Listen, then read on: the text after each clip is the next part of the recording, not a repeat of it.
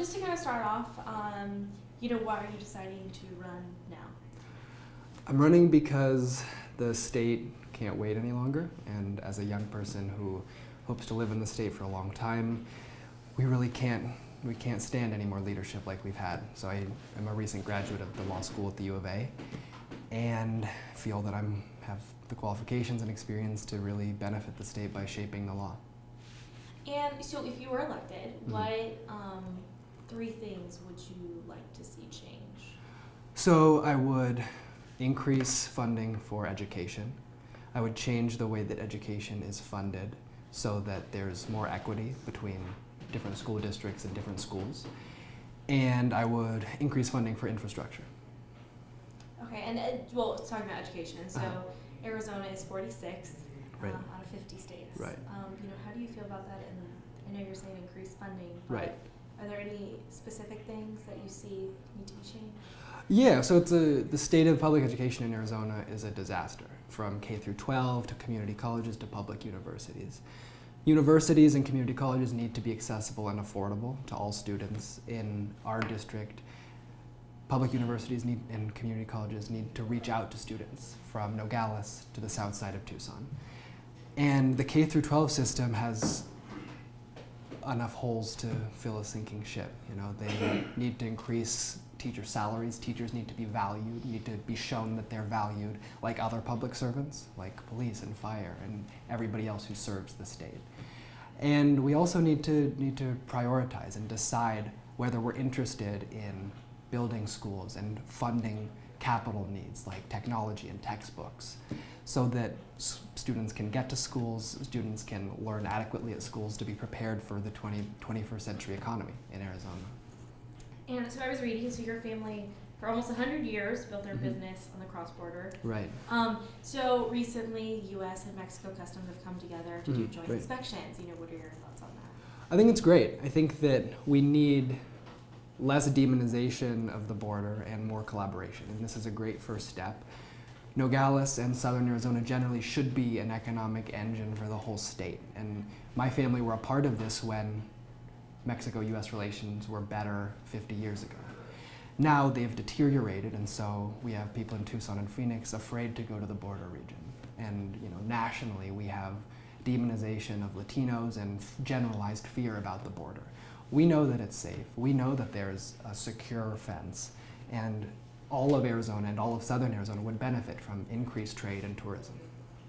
And so recently, gun violence has been a big issue. Right. Gun control, especially here in Arizona. They passed a law saying that you can have a gun near schools. Right. Your thoughts? Yeah, it's not appropriate. It's not appropriate that we have issues like this dividing the people. I receive comments all the time from people accusing me of not respecting the Second Amendment because I'm a Democrat. Now that's ridiculous. Of course I respect the Constitution. I respect the Second Amendment. I think that gun violence is a tragedy, and so we need to look at comprehensive ways to address that. Whether it's bans on assault weapons, whether it's increased background checks, but more specifically, addressing the root of the issue, when it's community mental health, when it's violence and policing issues in inner cities, addressing ways without taking guns. Nobody's trying to take guns from lawful gun owners, but just addressing the root of violence. Yeah, and so how do you feel about the infrastructure here? I know, with the monsoon season, lots of right. streets are flooding. Right. While other streets, the water's draining perfectly fine. Right. What do you think about the infrastructure? So, the city infrastructure is mostly a city and county issue, but infrastructure generally is underfunded, it's underprioritized. I think that the best way that government can serve the needs of business is through creating the circumstances for business to thrive. And the best way to do that is by funding roads and highways and infrastructure projects that people need. Everybody in the state needs, individuals and businesses, to get around and to perform the daily activities of business. So at the state level, funding highways better than they've been done so that we can access the border, trucks can access the border, and we can increase, like I said, tourism, increase trade and facilitate business. And as a law student, what were some of your passions, for things that you wanted to change? Right. My passions are education reform, immigration law, and environmental law. So during law school, I worked at places like the Arizona Center for Law and the Public Interest and the Natural Resources Defense Council, so different organizations that enact policy reform through litigation and through their everyday business. And so I think in this district, in this part of the state, it's really important that we have people who care about preserving the environment. We have a mine proposed, the Rosemont mine, that's broadly unpopular and will create a huge pit in the Santa Rita Mountains. We have immigration issues that are relevant to everybody's everyday lives, not in the way that they're talked about nationally, but just in the sense of families being split apart, in the sense of an entire race of people, Latinos, being demonized because of the color of their skin. And it's not acceptable, and it needs to be changed through the rhetoric of politics and through law. How would you see how that changes? Yes, I mean, it's hard.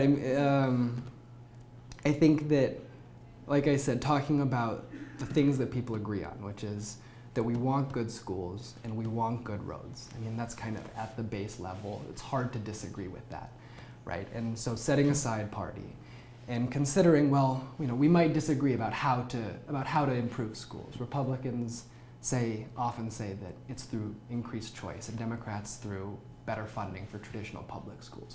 But they came together, Democrats and Republicans, last session to fund the JTED program, so technical education.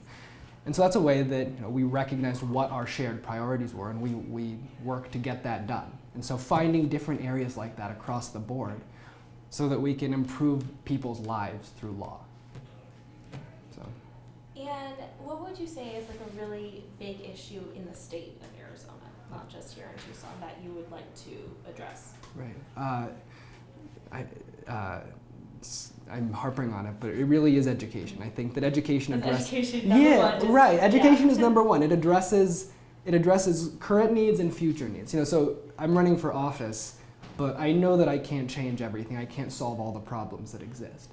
But if we train the current generation of students to be competent to address their own needs and solve their own problems, then I don't have to. You know, we don't have to solve all the problems right now. And if we're selling the current generation of students short by not giving them the resources to succeed, the problems that we see now will snowball rather than be resolved. Yeah, and so you said environment is a big issue for you. Yeah. What plans do you have for water conservation? So Arizona right now is in a pretty good place relative to states like California in terms of our water conservation and our long-term planning as it took place over the last 100 years. We need to make sure that we stay that way. So in the last session of the legislature, they tried to pass a law that would overturn sustainability requirements for development so that they wouldn't have to prove that their water source was sustainable for 100 years. I think that's a shame, right? We're not trying to just live here now. We're trying to live here for now and the foreseeable future. And if the water's not going to be there, you know, what are we doing? So, you know, keeping those requirements in place, as well as really looking hard at what industry and development we're allowing to take place. All mines aren't bad, all agriculture isn't bad, but we need to look at the needs of individuals, private individuals and small businesses first. And if we're selling those needs short for the sake of mines, for the sake of agriculture, in my district we have pecan groves, we have, like I said, the Rosemont mine. Those may be important, but we have to look at what kind of water we're promising to industry now and down the road before we, you know, overcommit ourselves. And for those voters out there that are still trying to figure out, you know, who to vote for, what would you want to tell them about you in your campaign? I think that it's really important that we vote for a representative with integrity, with education, with experience. We want someone to represent the diversity of our community. In my district, it's low-income communities in Nogales on the south side of Tucson, but also a wide variety of different communities in Sahuarita and Green Valley that all deserve adequate representation.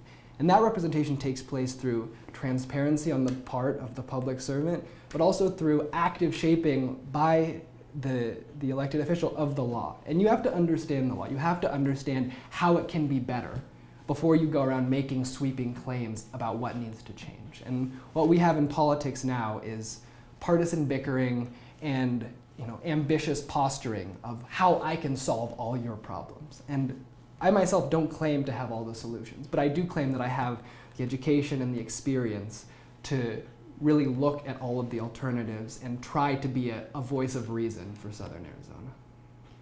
And just last question, but what is your favorite part about Arizona? I love our environment. I love our natural surroundings. I like to rock climb and I like to hike, and there's no better place for it than Southern Arizona. You have mountains, you have desert, and really desert unique to any place in the world. So that's my favorite part of it. Great. Is there anything else you would like to talk about yourself, your campaign, anything you want voters to really know? No, just that it's my first time running for office. I am a young person, and for everyone out there who's encountered me or my campaign, I urge you to get involved, whether you're a young person or not. We need different kinds of people in politics. We need all generations, all races represented in politics, and that's going to take some change. Yeah, well, because all the other candidates are, much older. Right. How does it feel coming in, recent law grad? Right. It's daunting. It's daunting to run a campaign. It's daunting to be a first-time candidate, but every time you do something, you kind of cross that hurdle and it gets easier. And so I've really seen momentum building. I've seen people responding to the kinds of things I'm saying and responding to the fact that we do need different kinds of people in office, and that's encouraging. Yes, I say, what do people tell you when you have your campaign events? What have you been hearing? What's the response that people want to see change? Right. It's really positive. Everybody almost universally responds to the fact that we need better people in office, and most people respond to the things that they see on the national stage. But I think it's often just as true locally and at the state level, that we just need better qualified, better people in office. And specifically, people want politicians and elected officials to respond to their needs. They don't want the things that the parties and partisanship often brings, which is divisiveness and prioritization of issues that they identify as relevant to small groups of people. People want the things that affect their lives, which is education, which is opportunity through infrastructure and business development, and that's what I will try to bring as a representative.